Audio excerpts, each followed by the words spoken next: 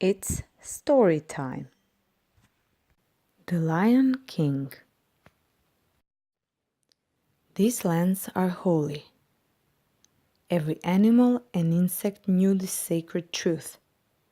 The Pride Lands were blessed lands. Mufasa was the Lion King of these lands, and Sarabi was his lioness queen. Together they led with peace, love, and harmony. All animals loved them, and prosperity was the result of their leadership.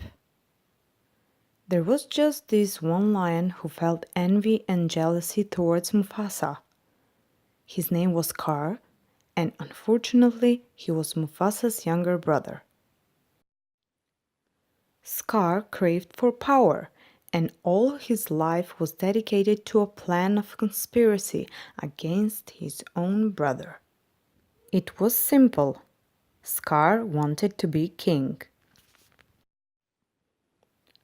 Mufasa, on the contrary, loved his brother, and he always tried to find a way to work things out with him. But as usual, Scar was unpleased. A time came when Mufasa and Sarabi were blessed with a baby boy. They named him Simba. He was very lovely and cute. Rafiki the baboon performed his ritual over Simba.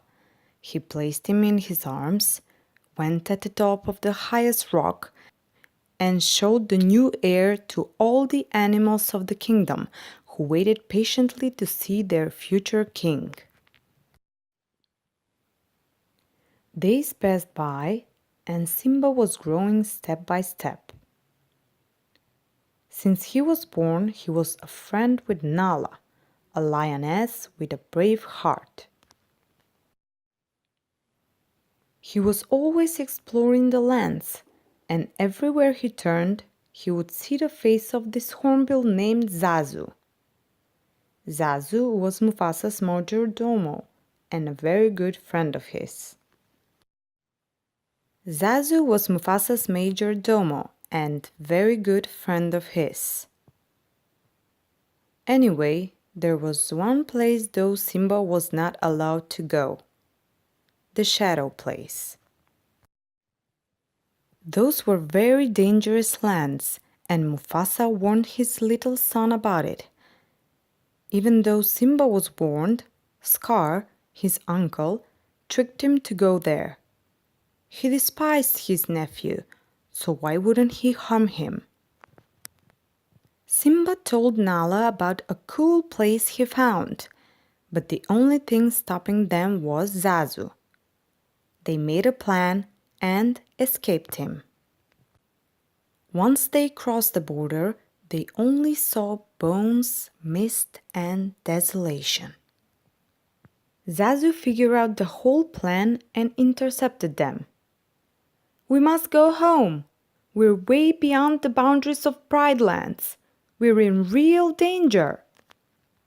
At that precise moment, hyenas started to come out of the skeleton of the elephant.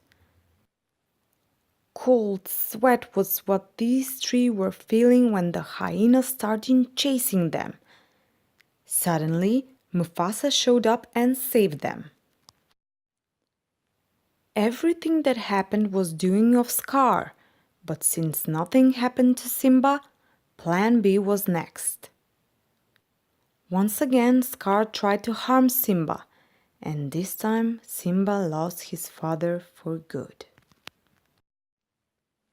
Disappointed from everything that happened, Simba left Pride Lands, his mother, and Nala. Scar got what he always wished for sure. He became king. He ruled pitifully and destroyed the lands. Simba ran in the desert, and there he met two friends. Timon was a comical meerkat.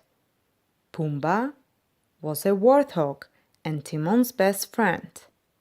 From day one, they became friends, and both of them raised Simba. One day, a lioness attacked Pumbaa. Guess who that was? It was Nala. She was so happy to see Simba alive. She thought he was dead. Everybody thought he was dead.